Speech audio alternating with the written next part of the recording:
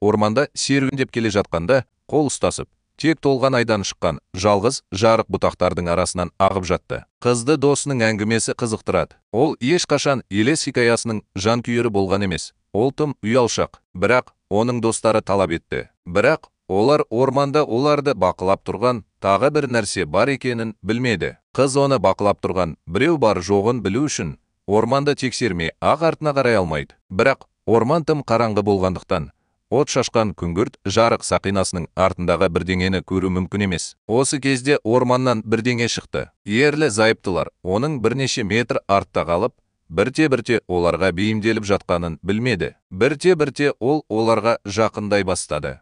Бұл не болды? Қыз инстинктивті түрде сұрады. Бұл тауыққа дейін гаса болды. Қыз артынан қаңқаны ұстап алған кезде қорқып айқайлайды. Бірақ, әрине, достарының күлкісі оған бұл нағыз гусадокура емес, оның бетперде киген ақымақ досы екенін бірден айтады. Ешкім күлкісін баса алмайды. Тіпті қызда аздап күлуі керек. Оның досы бас сүйегінің маскасын шешкенде, ол оның қолын ойнақы түрде ұрады. Сен ақымақсың, сен өзіңнің түріңді көрер едің.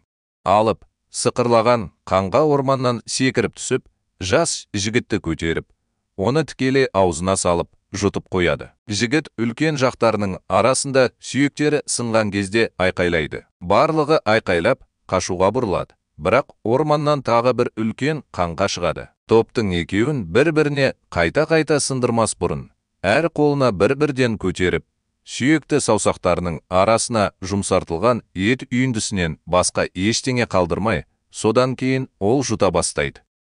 Қыз не істерін білмейді. Ол қорқыныштан тасқа айналды, қозғала алмады, тіпті ойлана да алмады. Оны арт жағынан ұстап алып, бұрылып, осы оқиғаны айтып жатқан досын көреді. Жүр, біз баруымыз керек. Ол әлі қозғалмайды. Ол көз алдында болып жатқан сұмдықтан көзін ала алмайды. Бірақ ол оның қолынан ұстап, артынан орманға күшпен сүйреп апарады. Олар орманда жүгіріп келе жатқанда, достарының үлкен қаңқаларды жеп жатқанын естиді. Бірақ оларға көмектесу үшін ештеңе істей алмайды. Екеуі қалың, қараңғы орманды аралап, құлаған ағаштардың үстінен секіріп, арғы жағында қатты жер бар деп үміттеніп, өте жылдам жүгіреді. Қыздың аяғы ағаштың тамырына ілініп, жерге құлап түседі. Оның досы тоқтап, тез қайтып келеді. Ол оған балшықтан тұруға көмектескенде, екеуі де бір нәрсені байқайды. Дыбыс. Тағы бір алып қаңқаның ауыр соққысы. Және бұл оларға жақындай түсуде. Жүр, біз жүре беруіміз керек.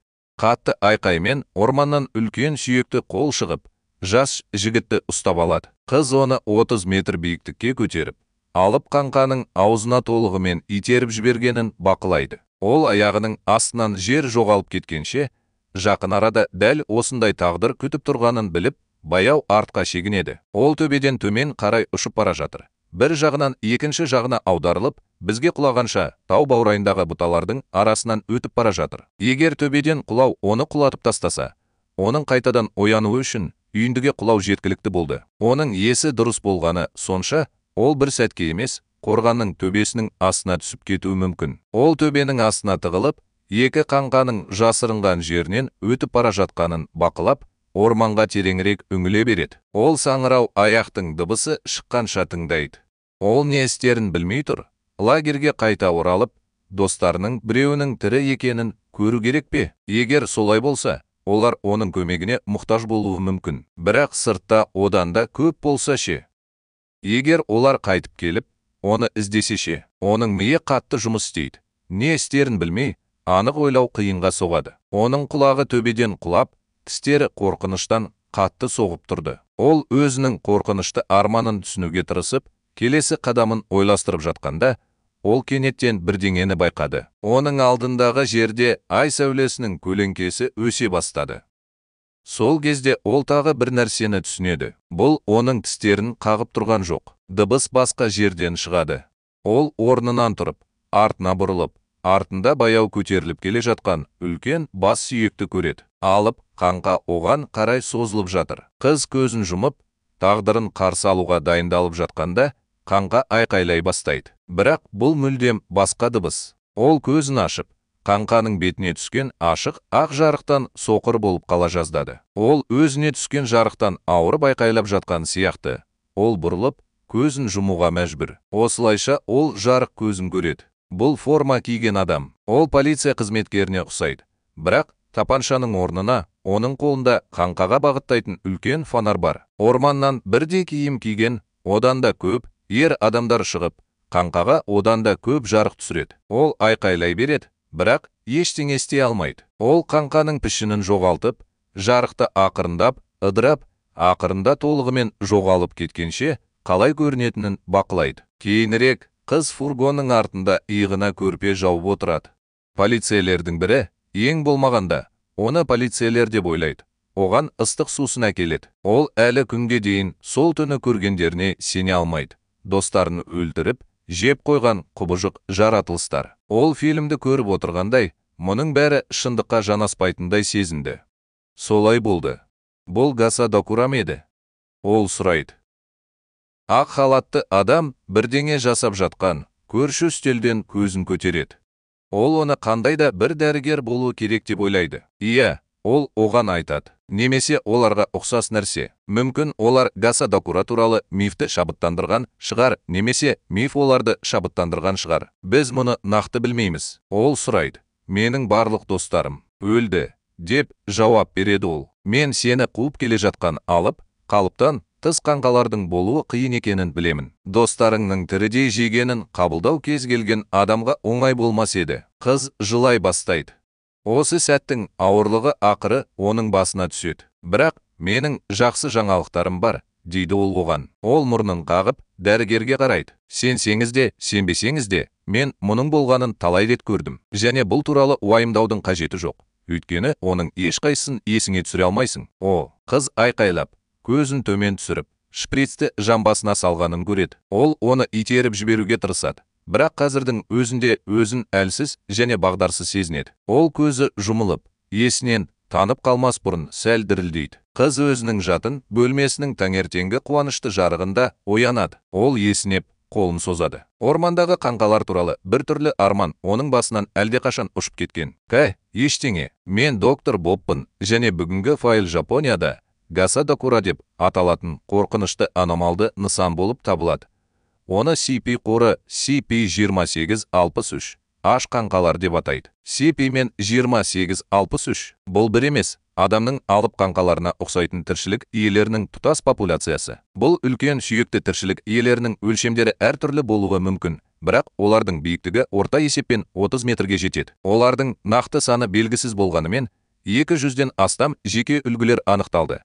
Олардың әрқайсысының сүйектерінде әртүрлі жарақаттар немесе күйіктердің болуы сияқты ерекше белгілері бар. CP2863 үлгілері қазіргі уақытта тек Жапонияда кездеседі. Олар күн батқаннан кейін пайда болады. Қаңқалардың ақылға қонымды екендігі әлі белгісіз, бірақ олар шынымен де ақылға қонымды болып көрінеді.